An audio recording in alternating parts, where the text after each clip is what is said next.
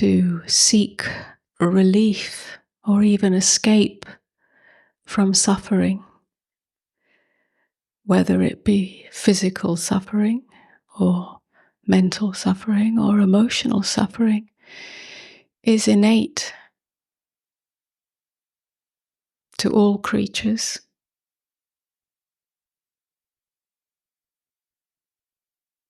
Certainly, the movement away from physical pain serves the purpose of survival and perhaps the purpose of well-being.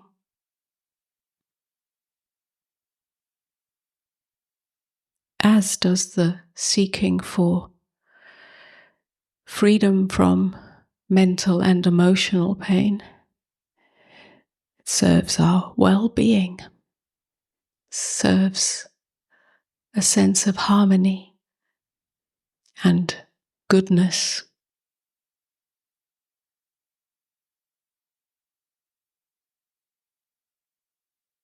But when that seeking for peace, for happiness, for fulfillment is directed primarily and perhaps wholly, totally in the direction of form,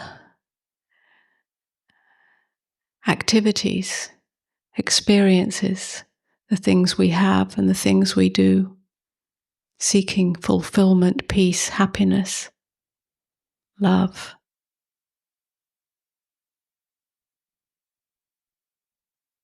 In the world of circumstances, conditions, experiences, the things we experience, then that seeking takes us on a trajectory away from true freedom, from true peace, from true happiness, from true well-being, from true fulfillment.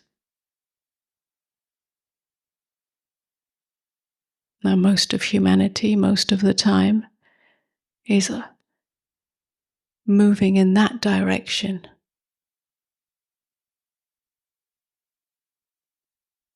Until it's come to be experienced as not so fulfilling, not the source of true happiness, not the source of true peace. Somehow the search for that which we really desire in the depth of us is not to be found in the fleeting nature of the human experience. All experiences come and go, however beautiful, however entertaining, however satisfying. It's all temporary. Surely that is where the spiritual seeker arrives and starts seeking in the realm of spiritual philosophy, ideology, practice, and perhaps, almost definitely, looking within. And yet, even in that realm, there is a strong tendency, a habit to seek that fulfillment, that peace, that happiness in the realm of experience, in the realm of a spiritual experience, a meditative experience, in the realm of mind activity, in the realm of the feeling dimension. If only I could feel good, or think only positive thoughts, or stop all thoughts. If only I could achieve a perfect state of silence or stillness, or nirvana, whatever you wish to call it, then that's it. But even that is futile, ultimately, because it's not in the realm of any experience that true freedom is found. And the freedom is not about freedom from circumstances or freedom from what happens in the human life. It's a freedom from that very seeking itself, which is always a movement within, towards and away from, towards and away from. That is the source of true suffering. Always seeking something better, a better state.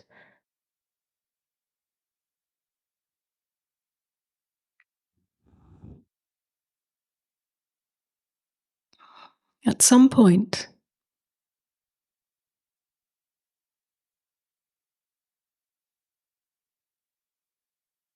a deeper call comes, a deeper longing, which is the true longing to come home. Ultimately, to come home to rest in beingness. To rest as beingness, which you already are. So it's not something outside of you. It's not another state to achieve.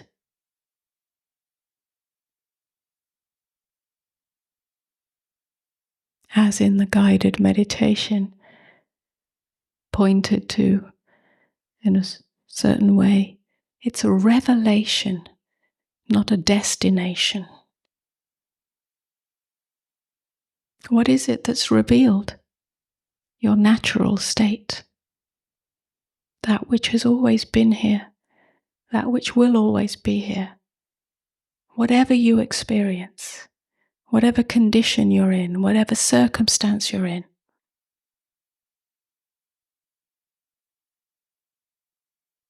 that natural state is freedom. It's free. It's free of any condition. It's free of any circumstance. It's free of age or gender or culture. It's free of education. It's free of opinion or belief or ideology or knowledge. It is unbounded. It is not bound by anything. It is not dependent on anything. It's available to you, always.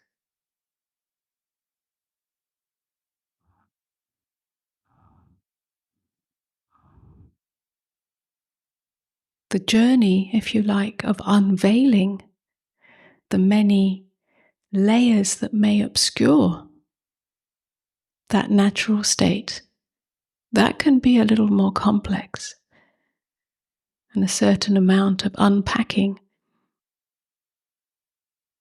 may need to take place. But that which you already are is not tainted by those layers, those obscurations.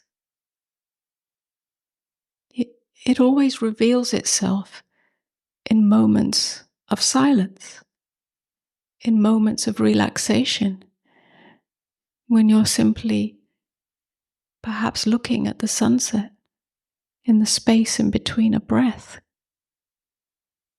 in a moment of beauty, before the mind comes in and says, "Oh, isn't that a beautiful sunset?" Prior to that, prior to any commentary, prior to any narrative, prior to the prison that gets created when the self, the me self, tries to understand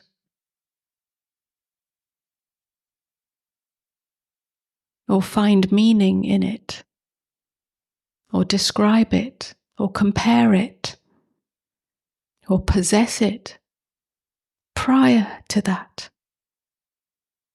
is what you are. Prior to that is the revelation.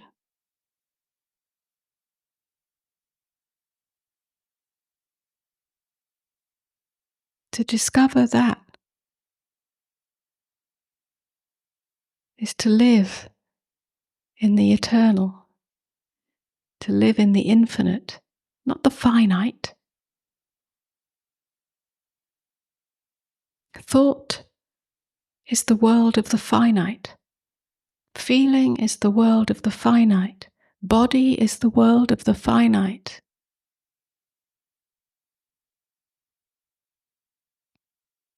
To know the infinite is freedom.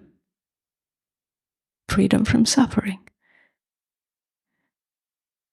Freedom of suffering that is created by the me identity, me as this, me as that, poor me, rich me, happy me, sad me, victim me, conqueror me,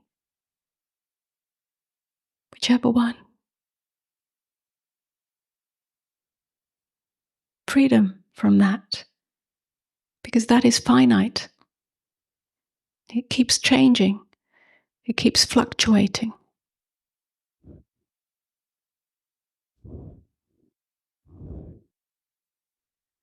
Know that which does not fluctuate. Know that which does not change. That knowing doesn't come by striving. It doesn't come by achieving some spiritual state. It's free.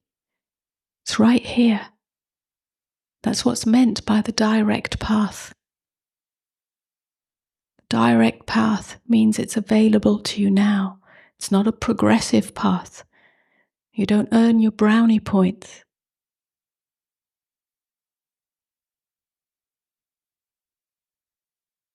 You don't have to wait till you're more worthy. Know the clear light of being now.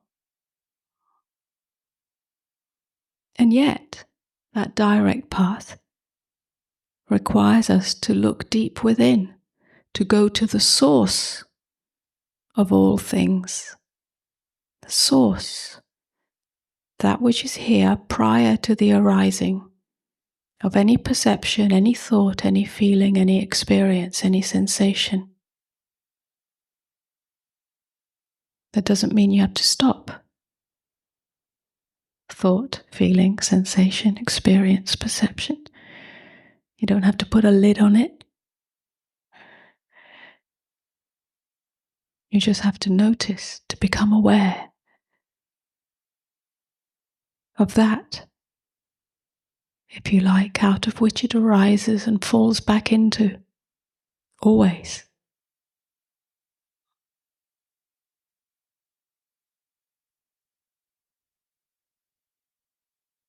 It is ultimately the question, who am I?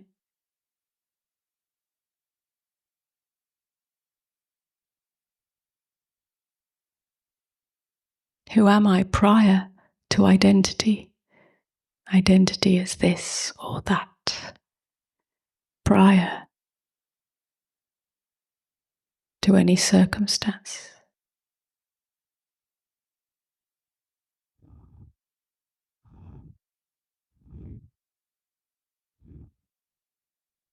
And yet often the question, who am I, gets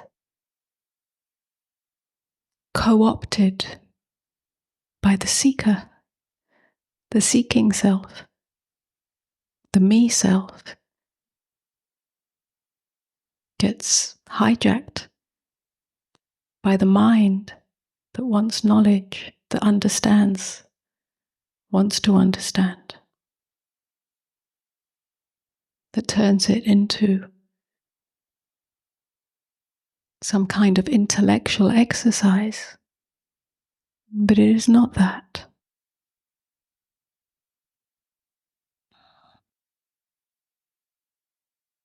I prefer the question.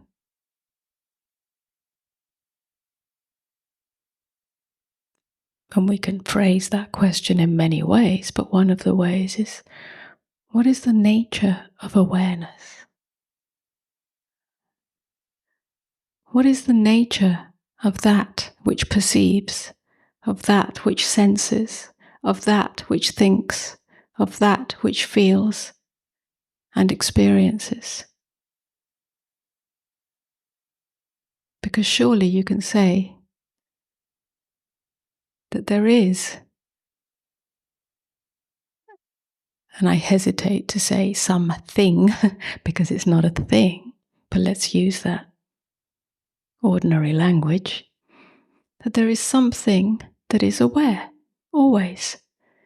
Otherwise you would not be able to have any experience at all. You would not be aware that you are experiencing. Surely you are aware of that and have always been aware.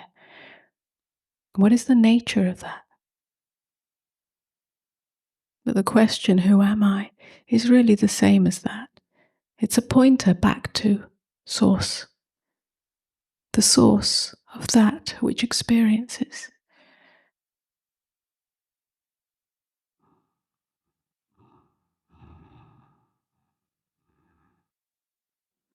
And so often I use the word being and awareness simultaneously or interchangeably. We can examine that a little bit as well. Because to know being, there must be awareness. Both being, beingness, and awareness are ever present in all things, the most intimate. This is what it means to come home to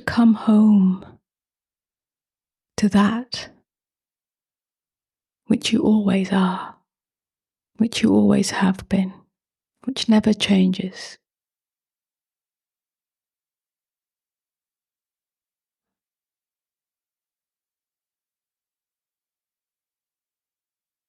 And only in that is there true peace, true happiness, true fulfillment.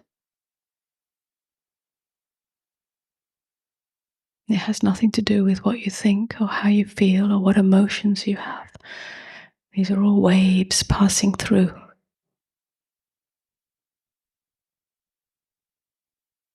Neither is it a withdrawal from life.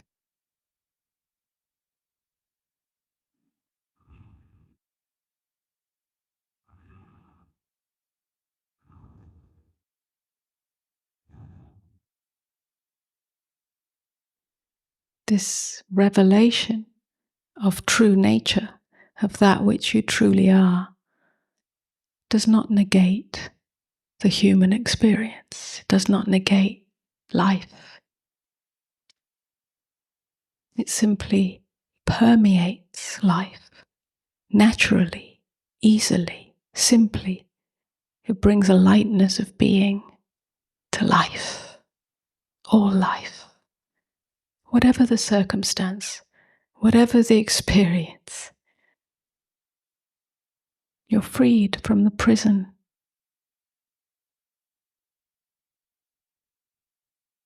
The prison of the divided self, the self that ping-pongs from this belief to that belief, from this opinion to that opinion, from this position to that position. The self always takes a position within itself. And that position eventually becomes the prison. When the prison comes undone,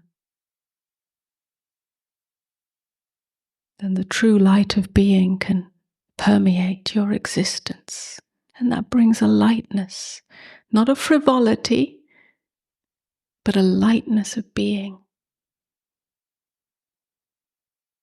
Because that which comes and goes, that which is fleeting, is simply a phenomenon, a scenery passing. Even the beautiful sunset is the scenery. Behind, beneath, and within that scenery is the light, clear light, unobscured by what you think of it, whether you like it or don't like it.